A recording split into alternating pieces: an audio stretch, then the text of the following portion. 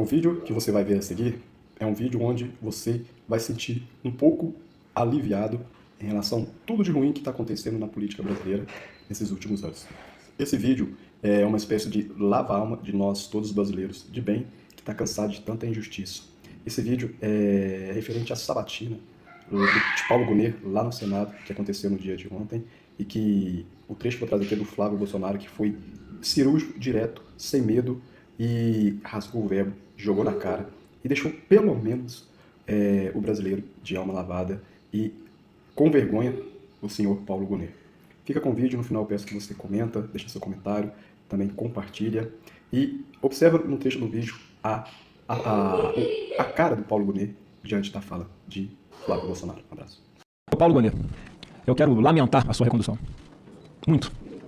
O senhor aceitou passivamente o Ministério Público Federal ser esculhambado. Não defendeu as prerrogativas constitucionais da instituição que o senhor deveria representar. Perdeu a titularidade da ação penal pública. Foi ignorado em vários momentos pelo ministro Alexandre de Moraes, que sequer consultava o Ministério Público Federal para tomar alguma iniciativa. Aí depois dava aquela vaselinada, mandava lá para o senhor opinar. A prerrogativa de proteção das garantias constitucionais, individuais e da sua própria instituição não existem mais no Brasil.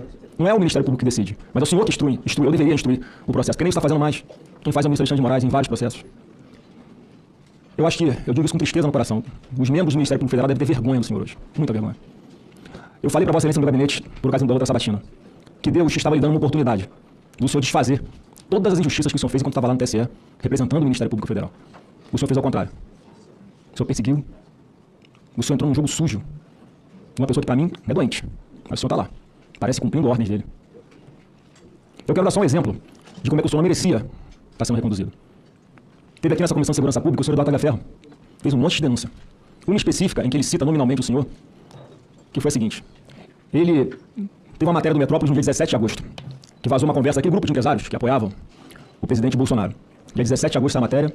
No dia 23 de agosto, o senhor Alexandre de Moraes executa a sua decisão. Foram mandados de busca e apreensão, bloqueio de contas bancárias, redes sociais, quebra de sigilo bancário, de todos aqueles empresários que estavam participando da conversa privada no WhatsApp. Aí teve aquela grande repercussão negativa.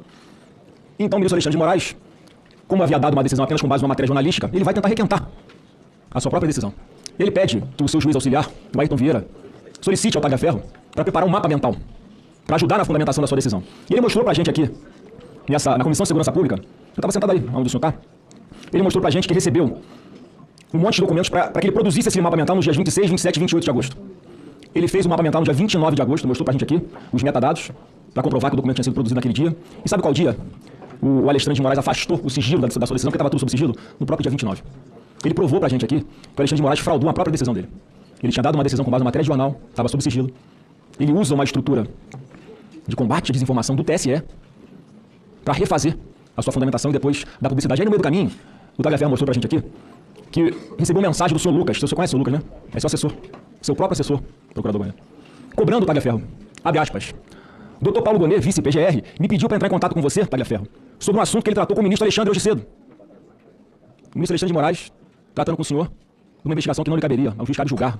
Não cabe perseguir ninguém. E o Tagliaferro anunciou daqui, ó. Eu enviei o que eles me pediram pro Gonet. Eu enviei pessoalmente para ele, pro senhor, os pedidos que o Moraes combinou com ele. Eu enviei diretamente pro WhatsApp do Paulo Gonet. Foi quando ele mostrou aqui pra gente, para essas câmeras que estamos filmando aqui agora, as mensagens do próprio telefone dele, que ele já havia enviado pro senhor. Foi quando até vazou o seu número, publicamente, sem querer, mas aconteceu. Foi sem querer mesmo.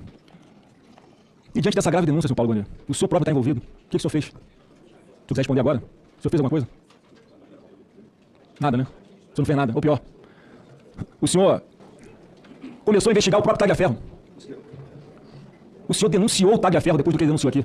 O senhor ofereceu denúncia contra o Tagliaferro por violação de sigilo funcional, coação no curso do processo, obstrução de investigação envolvendo organização criminosa e tentativa de abolição do Estado Democrático de Direito. O senhor, ao invés de investigar as graves denúncias, o senhor foi investigar quem denunciou. Igualzinho o senhor está fazendo com o deputado Eduardo Bolsonaro agora. Ele vai para os Estados Unidos, denuncia os abusos de Alexandre de Moraes e Vossa Excelência está aqui, abrindo inquérito para persegui-lo, ao invés de investigar as graves denúncias que estão sendo feitas. Você não tem vergonha de fazer isso? Nenhuma vergonha. Eu enviei todas essas denúncias, essa e várias outras, pro senhor. Tá lá na PGR. Manda o presidente do Supremo Tribunal Federal, quando era ainda o ministro Barroso. Não acontece absolutamente nada. Essa, senhor Paulo Gonet, foi apenas uma situação que foi aqui evidenciado. Imagina quantas outras já aconteceram ao longo dos últimos anos. Esse conluio, esse jogo combinado, essa manipulação, essa farsa. E o senhor participando de tudo isso? O senhor colaborando com a perseguição a pessoas inocentes? O senhor não sente mal de fazer isso, não? O senhor consegue chegar em casa, olhar nos olhos da sua esposa e ficar com a consciência tranquila?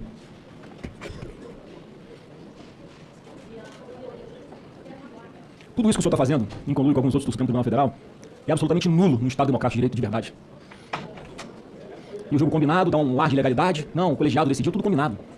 Todo mundo já sabe o resultado muito antes do processo começar. Não pelo que está nos autos, mas por quem vai julgar. Eu vou concluir agora, presidente, porque na sua frase inicial, o senhor Paulo Gonet disse que não fala nos autos. Mentira.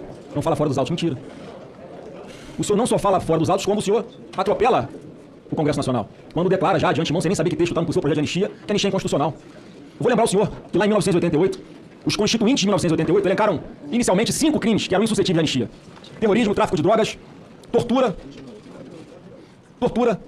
e crimes hediondos. E tinha um quinto lá chamado, não sei se o senhor conhece, crime contra o Estado Democrático de Direito. O então deputado Caó faz uma emenda supressiva para retirar o Estado Democrático de Direito. Para ficar claro que esse é um crime que podia ser, sim, passível de ser anistiado. Sabe quem votou a favor desse destaque aqui? Seu presidente Otto. Para que fosse revogado isso e nós tivéssemos hoje esse texto na Constituição em vigor, com apenas os 4 tipos de penais que não podem ser de anistia. Fernando Henrique Cardoso, Michel Temer,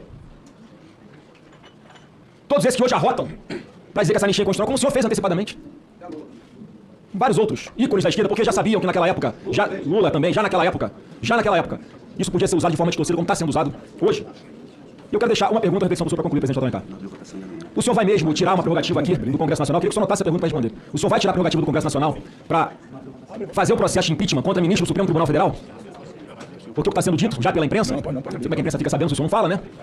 Que o senhor vai opinar ao ministro relator no STF para dizer que somente o Procurador-Geral da República pode oferecer o impeachment de ministro do Supremo Tribunal Federal. Quer saber se é verdade? E se for verdade, por que o senhor está fazendo isso? Essa é a pergunta que eu tenho para fazer para o senhor, já que as outras do senhor ficou só me olhando aqui, olhou para o lado de vez em quando e não... Senador,